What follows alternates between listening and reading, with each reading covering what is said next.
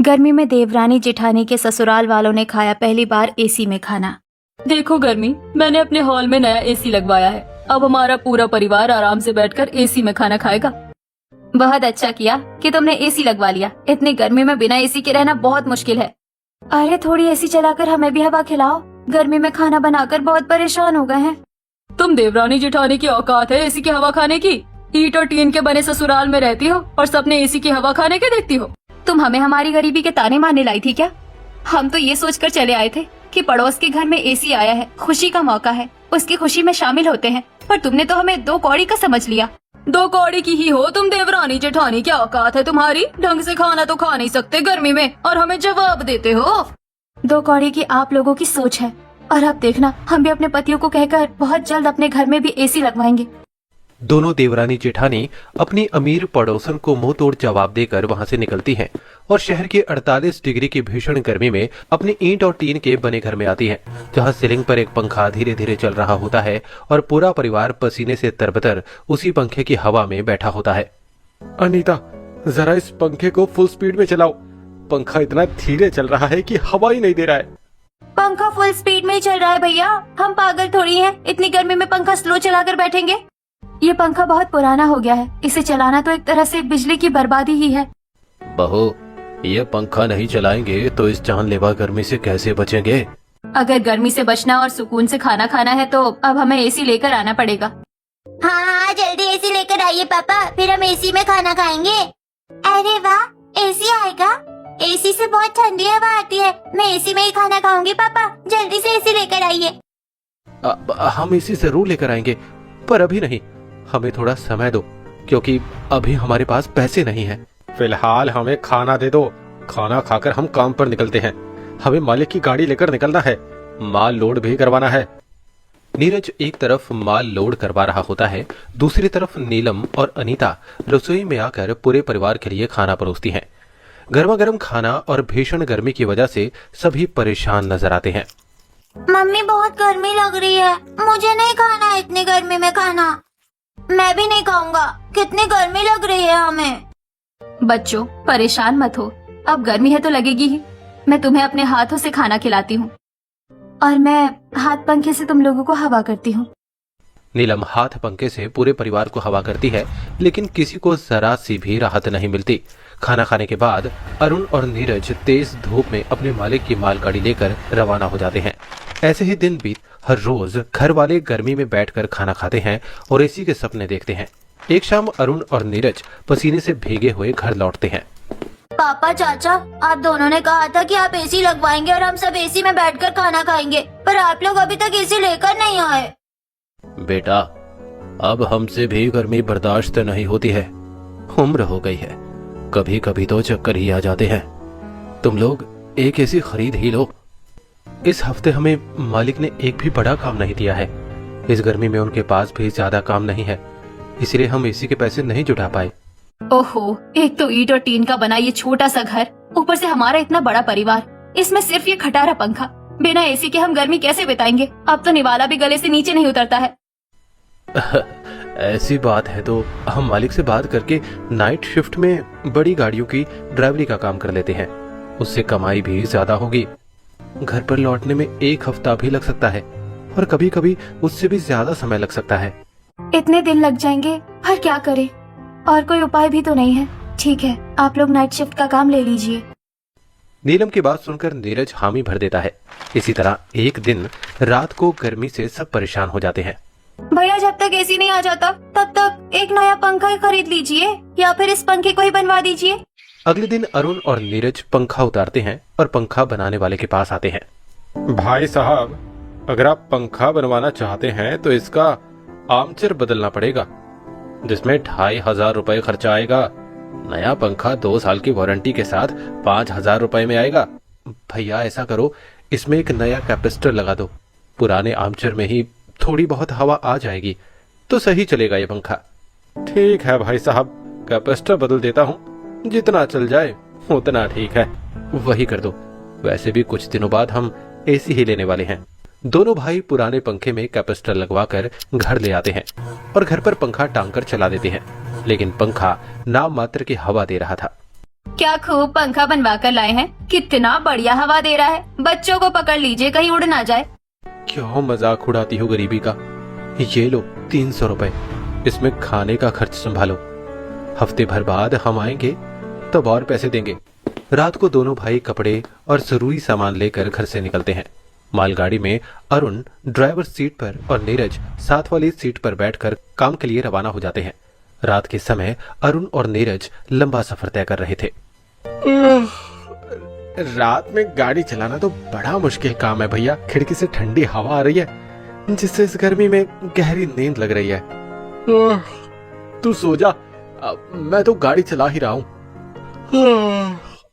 भैया आप तेज गाड़ी मत चलाना भैया। अपनी पूरी बात किए बिना ही नीरज सो जाता है।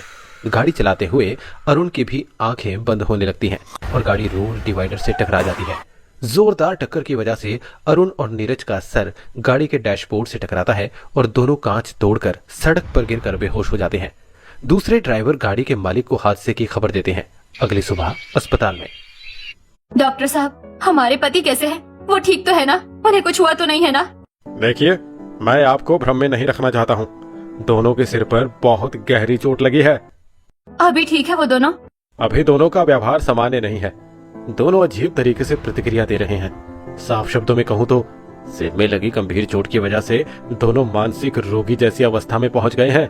बहुत संभाल कर बात करो। तुम्हारी हिम्मत कैसे हुई मेरे बच्चों को मानसिक रोगी कहने की? हंसते खेलते जवान बेटे हैं मेरे, उन्हें कुछ नहीं हो सकता।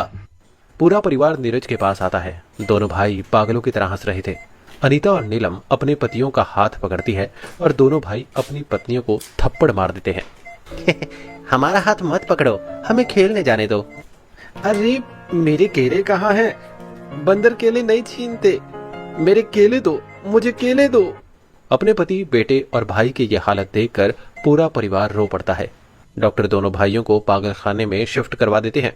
देखिए, आपके पतियों के इलाज में काफी खर्च आएगा। फिलहाल आपको 20,000 रुपए जमा करने पड़ेंगे। 20,000? हमारे घर में तो 2,000 रुपए नहीं है, हम 20,000 कहाँ से लाएंगे? अब तो हमारे पति के मालिक ही हमारी मदद कर सकते हैं। वैसे भी हमारे पति उन्हीं का काम करते हुए घायल हुए हैं।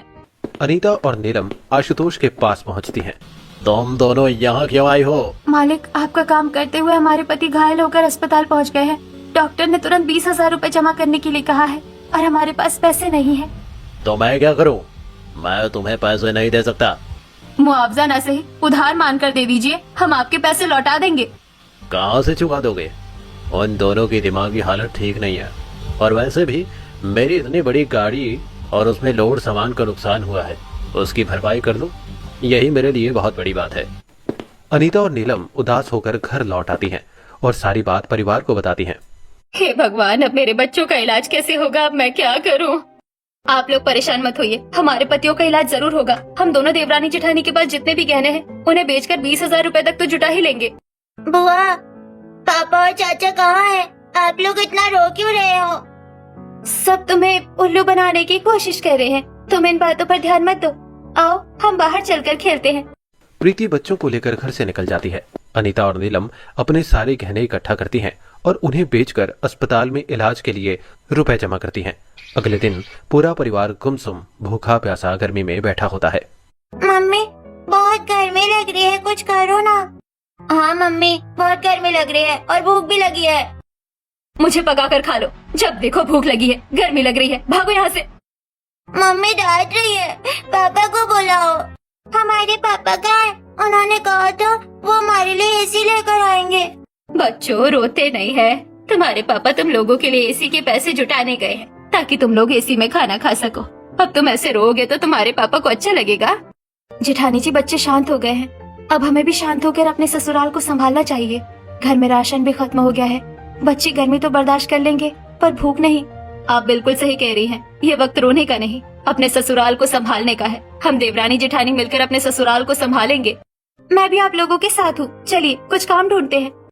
बहू, मैं भी कोई छोटा मोटा काम कर लूंगा। नहीं ननन जी, अभी आपको अपनी पढ़ाई पर ध्यान देना है और आप ही हैं जो बच्चों को खेल में उलझा सकती हैं। इसीलिए हम दोनों देवरानी जेठानी घर संभाल लेंगे। आप लोग चिंता मत कीजिए। इतना कहकर अनीता और नीलम ससुराल से निकलती हैं और 52 डिग्री की तेज धूप में यहाँ वहाँ भटकते हुए एक बड़ी इमारत के निर्माण स्थल पर पहुँचती हैं। जेठानी जी वो देखिए, यहाँ 10 मंजिल की इमारत बन रही है। यहाँ हमें जरूर काम मिल जाएगा। अरे ये दोनों जवान खूबसूरत औरतें यहाँ क्या करने आई हैं? क्या आप यहाँ के ठेकेदार हैं? हमें कुछ काम मिल सकता है? हाँ हाँ, क्यों नहीं, तुम लोग भी मजदूरों के साथ काम पर लग जाओ। अनीता 10वीं मंजिल तक ईंटें और नीलम सीमेंट पहुंचाने का काम करती है। हे भगवान, इतना भारी सीमेंट 10 मंजिल तक पहुंचाना कितना मुश्किल है। मेरे तो हाथ पाँव में छाले पड़ गए हैं और गर्मी भी कितनी ज्यादा लग रही है। देवरानी जी, हमें हिम्मत नहीं हारनी है। हमें अपने पतियों का इलाज करवाना है और अपने भूखे घर वालों का पेट भरना है। दोनों खुद को हिम्मत देते हुए काम करती हैं। काम करते हुए उनके हाथ पांव में छाले पड़ जाते हैं। दिन भर की दिहाड़ी खत्म होने के बाद दोनों को 1000 रुपए मिलते हैं। देवरानी जी, हमें मेहनत तो बहुत करनी पड़ेगी, लेकिन पैसे भी अच्छे मिले हैं। अब हम इससे घर के राशन ले लेंगे और बचे हुए पैसे संभाल कर रखेंगे, ताकि जब भी डॉक्टर पैसे मांगे हम फीस जमा कर पाए। देवरानी जेठानी थोड़ा राशन खरीद कर घर लौटती हैं। घर पहुंचते ही पूरा परिवार दोनों की हालत देखकर दंग रह जाता है। भाभी, आप दोनों ने अपनी क्या हालत बना ली है। आप लोग घबराइए मत, हम पहली बार काम करने बाहर निकले हैं, इसलिए हालत ज्यादा खराब हो गई है। और देखिए, हम राशन भी लेकर आए हैं। अभी हम खाना बना देते हैं। खाना मैं बना देती हूँ, तुम दोनों की हालत बहुत खराब है। माँ जी, इतनी भी खराब नहीं है कि आपको खाना बनाना पड़े। हमारे होते हुए गर्मी में हमारी सास को खाना बनाना पड़े, ये अच्छा नहीं लगेगा। दिन भर कड़कती धूप में खून पसीना एक करके घर लौटी देवरानी जेठानी चूल्हे की आंच में तपते हुए सभी के लिए खाना बनाती है। कुछ देर बाद पूरा परिवार पसीने से तरबतर होकर खाना खाने बैठता है। हमें बहुत गर्मी लग रही है, हम इस गर्मी में खाना नहीं खा सकते हैं। मुझे बहुत जोर से भूख लगी है। मेरे चेहरे से पसीना मेरे खाने में गिर रहा है। पहले इस गर्मी का कुछ कीजिए, फिर मैं खाना खाऊंगी। बच्चों, तुम दोनों पंखे के नीचे बैठ जाओ और मैं तुम्हें हाथ पंखे से हवा करती हूँ, फिर तुम्हें जरा भी गर्मी नहीं लगेगी। अनीता प्यार से बच्चों को शांत करती है और उन्हें हाथ पंखे से हवा करते हुए खाना खिलाती है। ऐसे कुछ दिन बीतते हैं। दोनों देवरानी जेठानी रोज धनंजय की साइड पर जाकर मजदूरी का काम करती हैं। धनंजय उनको कंजी निगाहों से देखता रहता है। एक दिन, वो देखो आ रही है दोनों देवरानी जेठानी। कह रही थी कि अपने ससुराल में एसी लगवाएंगी। कैसे धूप में मेहनत मजदूरी करके लाल काली हो रही है। जाने कहाँ भाग गए हैं इनके पति। चोरी चकारी करके पुलिस के हत्थे तो नहीं चढ़ गए। इनकी इतनी हिम्मत, हमारे पतियों के लिए इतना बुरा भला कह रही है। मैं हलक से इनकी जुबान खींच लूंगी। खुद को संभालिए देवरानी जी। आपने ही कहा था ना कि हमें अपना आपा नहीं खोना है। अगर हम इनसे लड़ने गए तो हमें इन्हें सच्चाई बतानी पड़ेगी। चलिए यहाँ से। खून के घूंट पीकर दोनों घर लौटती हैं और सबको अपने जुटाए हुए पैसों के बारे में बताती हैं। वाह भाभी, आप दोनों ने तो काफी पैसे इकट्ठा कर लिए हैं। अगर इस तरह पैसे इकट्ठा करती रही तो जल्दी हम एसी खरीद लेंगे। अभी हम एसी नहीं खरीद सकते जब तक अरुण और नीरज की तबीयत ठीक ना हो जाए। हमें पैसे बचाकर चलना है। अनीता इतना कहती है कि तभी अनीता के पास डॉक्टर का फोन आता है।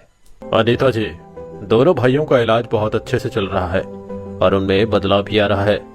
उनकी दवाइयाँ, नर्स और देखभाल का खर्च आपने अभी तक नहीं दिया है। कितने पैसे लगेंगे डॉक्टर साहब? 15,000 रुपए लगेंगे और ये आगे चलकर बढ़ भी सकते हैं। कितने पैसे मांगे हैं डॉक्टर ने? 15,000 रुपए। पर हमारे पास तो इतने पैसे नहीं है। अब हम बचे हुए पैसे कहाँ से लाएंगे?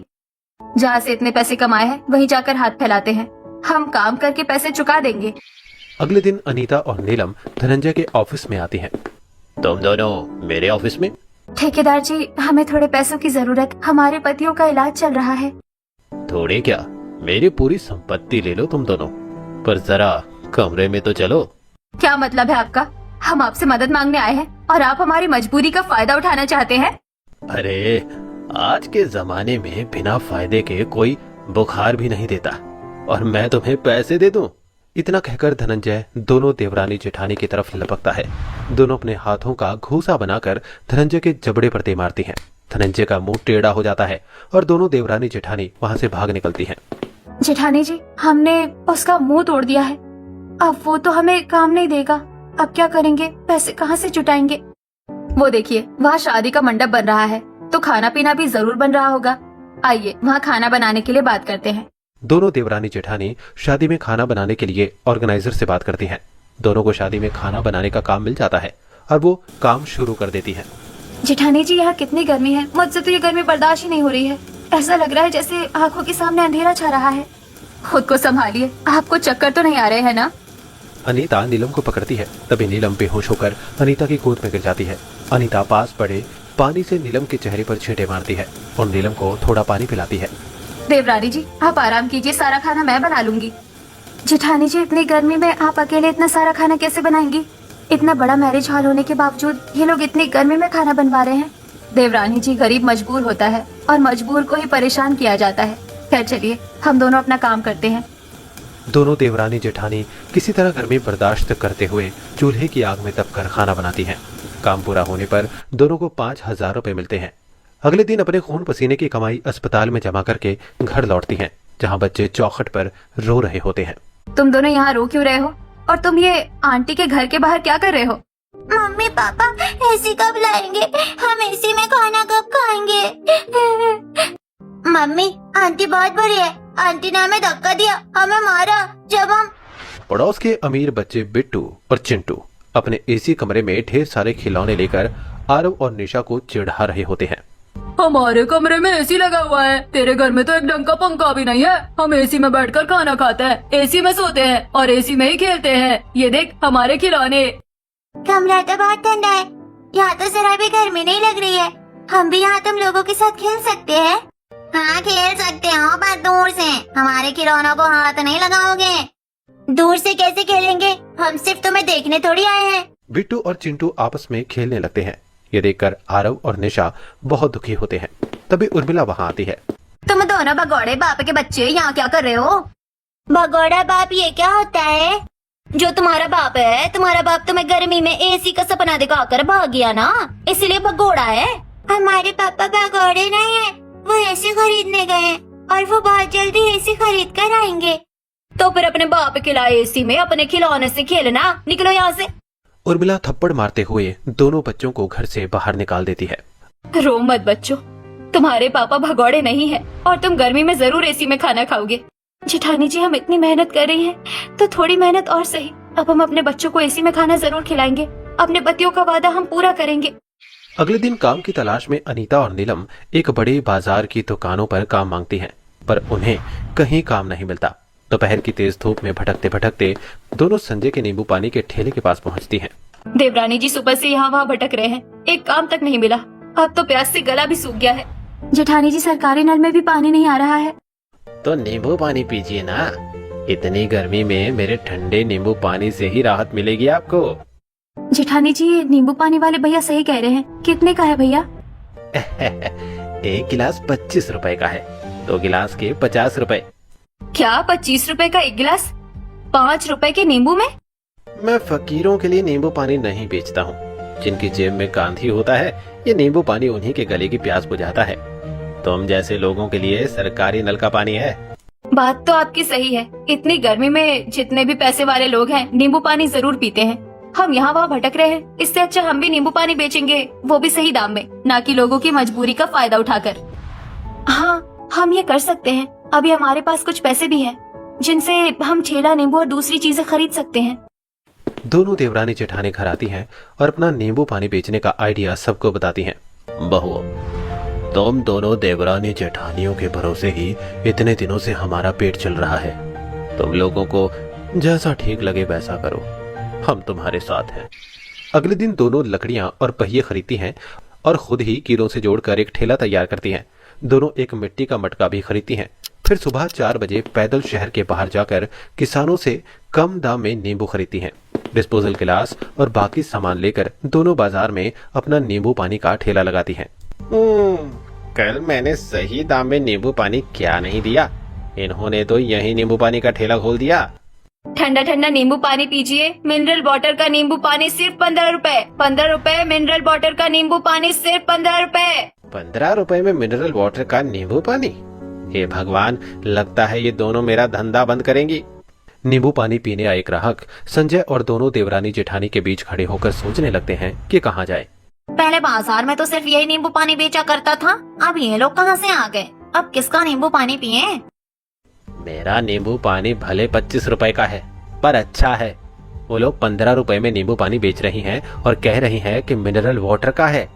आप खुद समझदार हैं कि मिनरल वाटर का नींबू पानी कोई 15 रुपए में कैसे बेच सकता है। संजय के भड़काने से दोनों देवरानी जेठानी एक गिलास नींबू पानी भी नहीं बेच पाती हैं और निराश होकर घर लौट आती हैं। मम्मी मम्मी, आप लोग नींबू पानी बेचने गई थी ना, हमें भी नींबू पानी पिलाओ ना।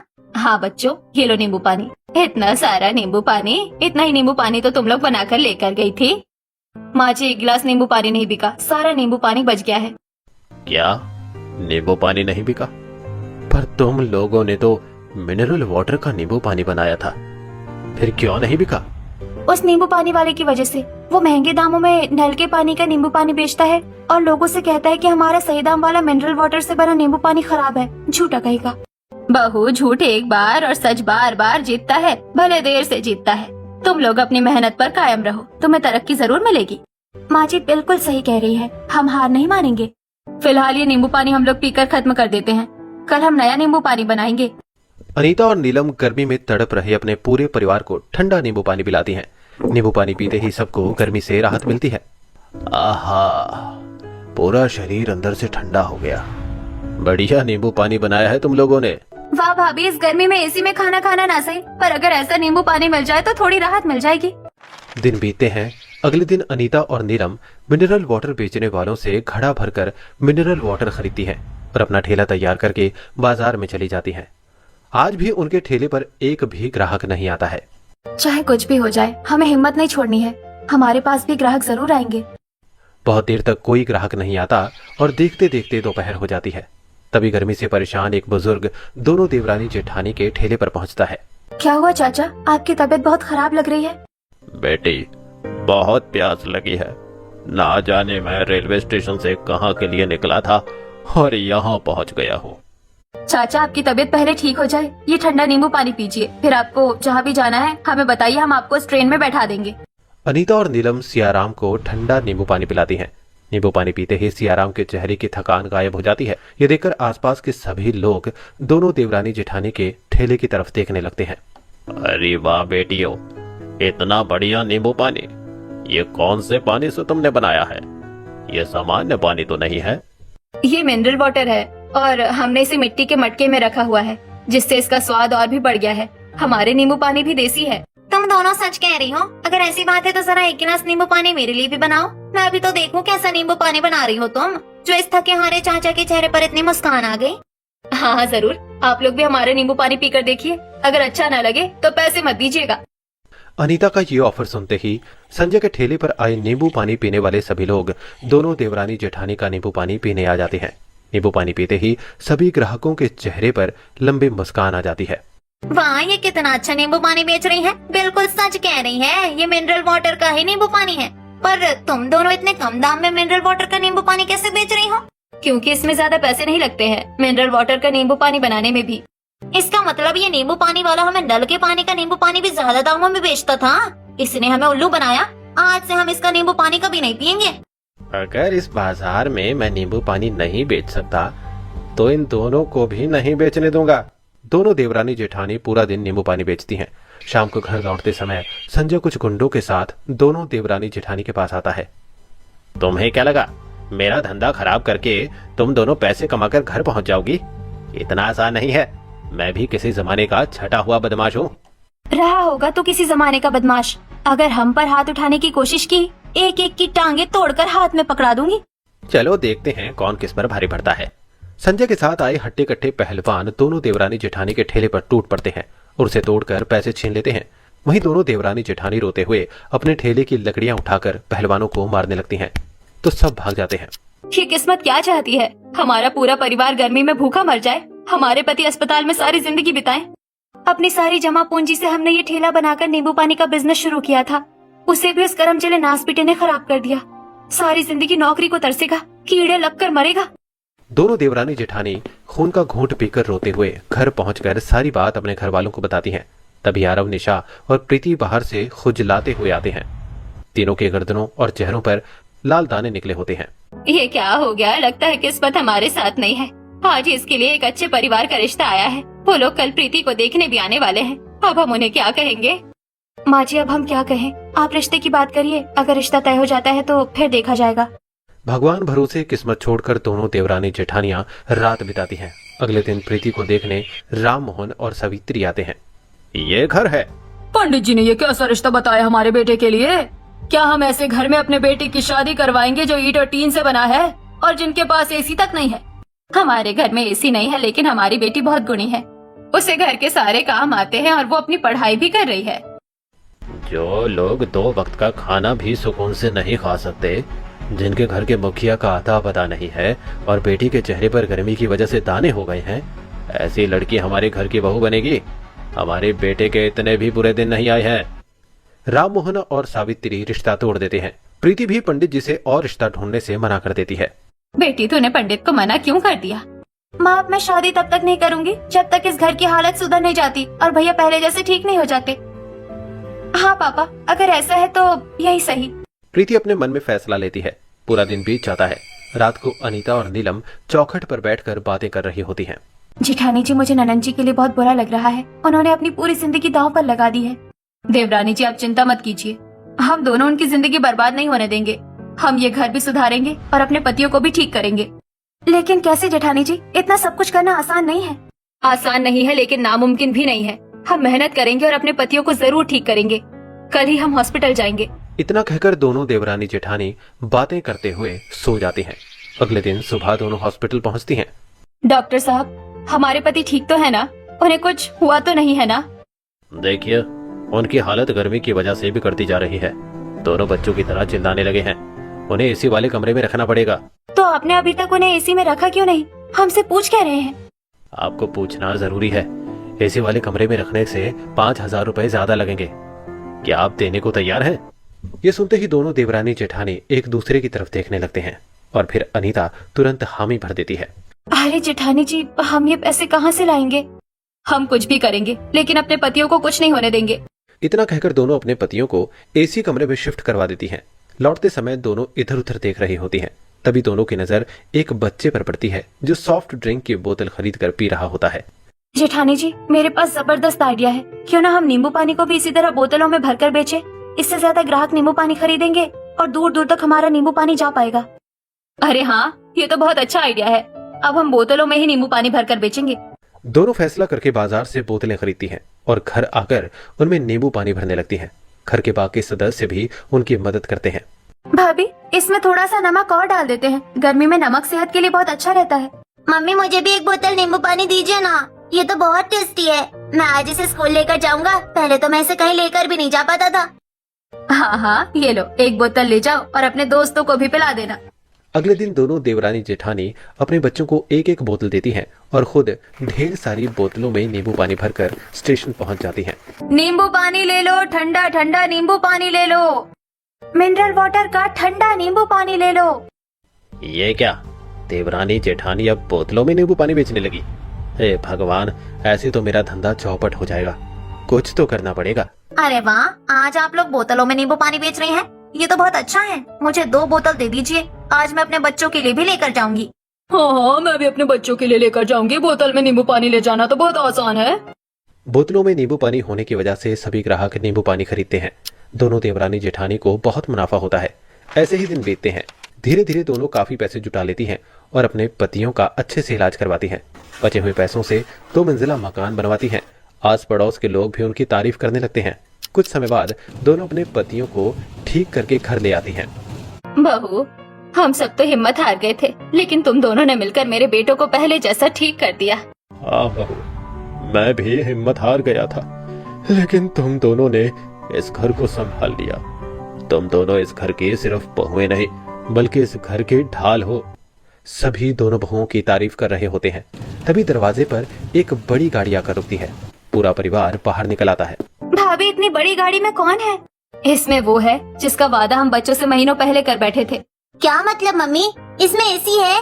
अनीता और नीलम दोनों बच्चों की तरफ देखकर मुस्कुरा देती हैं। पूरा परिवार समझ जाता है कि गाड़ी में एसी है। एसी घर में लग जाता है। हमने इन्हें कितने ताने मारे थे, लेकिन ये हिम्मत नहीं हारी। आज देखो अपने पूरे परिवार के साथ कितनी खुश है।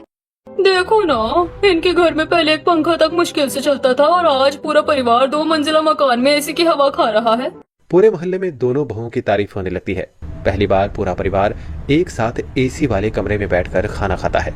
मम्मी, आज के खाने में तो अलग ही स्वाद है। स्वाद कैसे नहीं होगा? आखिर एसी में बैठकर जो खा रहे हैं। अनीता, तुम मेरी पत्नी ही नहीं, मेरी ढाल हो। तुम्हारे बिना मैं कुछ नहीं हूँ।